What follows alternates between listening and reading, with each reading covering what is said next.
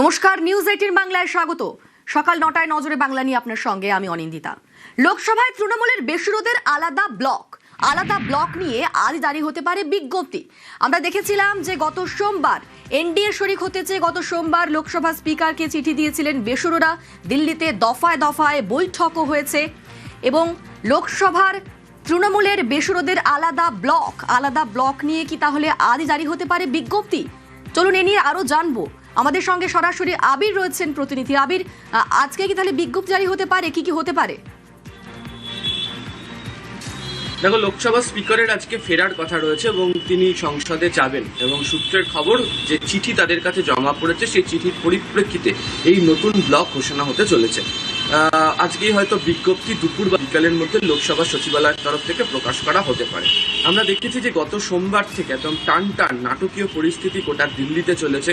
একদিকে তৃণমূল কংগ্রেসের প্রতীকে যেতে একাধিক যারা সাংসদ, তারা প্রথমে এক বিজেপি নেতার বাড়িতে তারা বৈঠক করেন। পরবর্তী সময় দেখতে পাওয়া যায় যে তৃণমূল সাংসদ শতাব্দী রায়ের যে বাড়ি, সেই বাড়িতে মুখ্যমন্ত্রী শুভেন্দু অধিকারী তিনি পৌঁছেছিলেন। সেখানেও একাধিক সাংসদ উপস্থিত ছিলেন, তারা কথা বলেছেন এবং বিভিন্ন সময় দাঁড়িয়েই যারা লোকসভা তৃণমূল কংগ্রেসের সাংসদরা ছিলেন তারা বলছেন যে তারা কেন আলাদা হয়ে যাচ্ছেন, কেন তাদের আলাদা হতে হচ্ছে এবং কি সিদ্ধান্ত তারা গ্রহণ করেছেন তারা প্রত্যেকে জানিয়েছেন।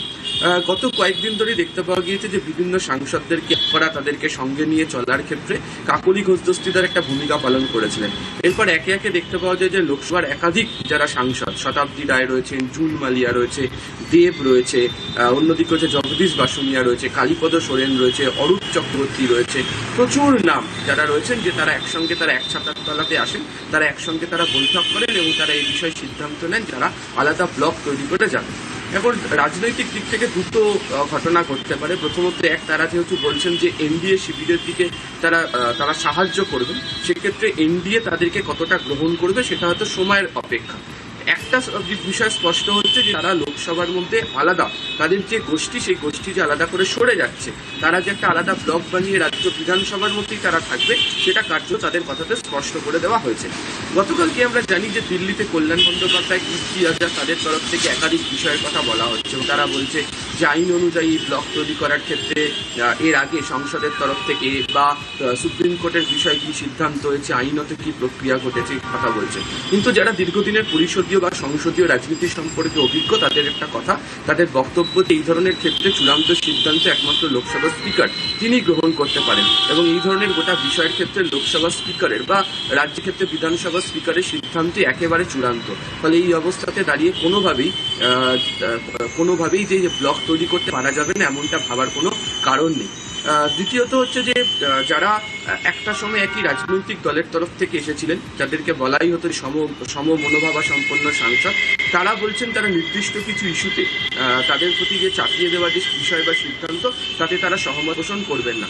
তাদের বক্তব্য হচ্ছে যে নিজেদের সংসদীয় এলাকার ক্ষেত্রে বা জাতীয় সুরক্ষার ক্ষেত্রে বিভিন্ন নীতি প্রণয়ন করার ক্ষেত্রে কেন্দ্রীয় সরকারের তরফ থেকে যে ব্যবস্থা গ্রহণ করা হয় বা যে ধরনের সাহায্য করা হয়, সেই বিষয়টাকে নিয়ে তারা সহযোগিতা করতে চান এবং সেই কারণেই তাদের আলাদা ব্লকের ক্ষেত্রে যাওয়া।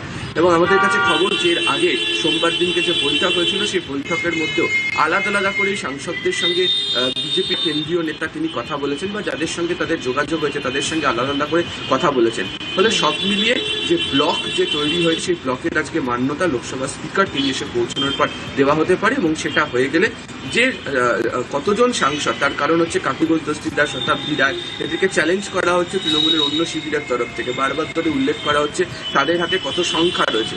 আজকে যদি ব্লক তৈরি সিদ্ধান্তের কথা ঘোষণা করে দেওয়া, সেখানে স্পষ্ট হয়ে যাবে যে সংখ্যা তত্ত্বের দিক থেকে কারা এগিয়ে থাকলেন, কাদের হাতে সর্বাধিক সাংসদ থাকলো এবং সেই সংখ্যার ভিত্তিতে বা এই সংখ্যা তত্ত্বের দিক থেকে তারা ব্লক তৈরি করার গ্রহণযোগ্যতার জায়গাতে তারা পৌঁছে গিয়েছে।